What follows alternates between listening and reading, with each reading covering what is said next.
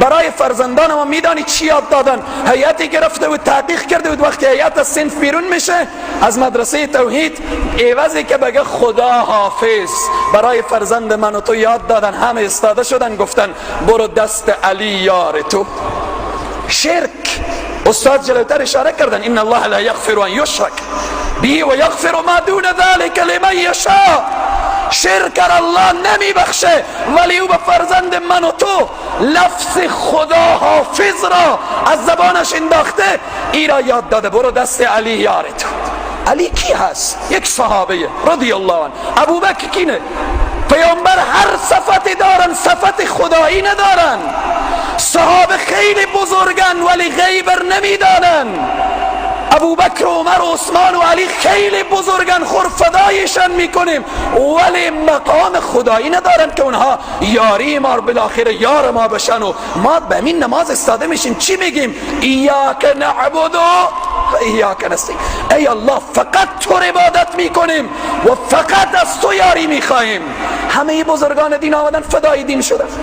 12 امام بزرگتر یا حضرت عیسی پیامبر اولوالعزم خدا وقتی به گهواره به گپ میایه قال انی عبدالله، میگه من بنده خدایم.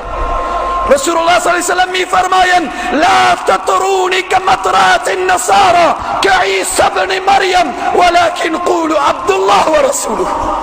ای مسلمان ها، پیامبر میگن با من غلو نکنیم مثل یهود و نصارا که با پیامبران خود غلو کردن، عزیر ابن الله گفتن، مسیح ابن الله گفتن. شما غلو نکنیم، بگیم محمد بنده خدا و فرستاده خدا هست.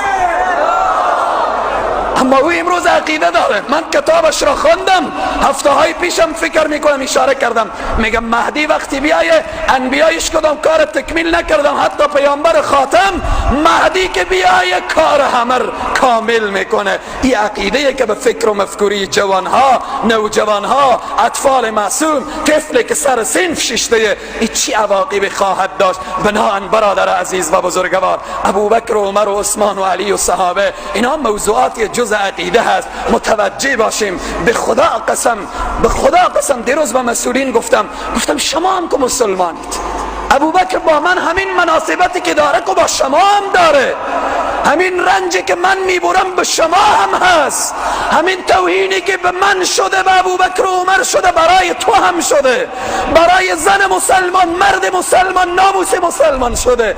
چرا چهره‌ها تغییر نمیکنه؟ اگر امروز خانواده ما رو بگم خانواده خوبی نیه، فورا تصمیم میگیریم، شب میریم دم خانه رو در میزنیم که برادر تو امروز به فامیل ما توهین کردی، به دختر ما توهین کردی، به زن ما توهین کردی، به پدر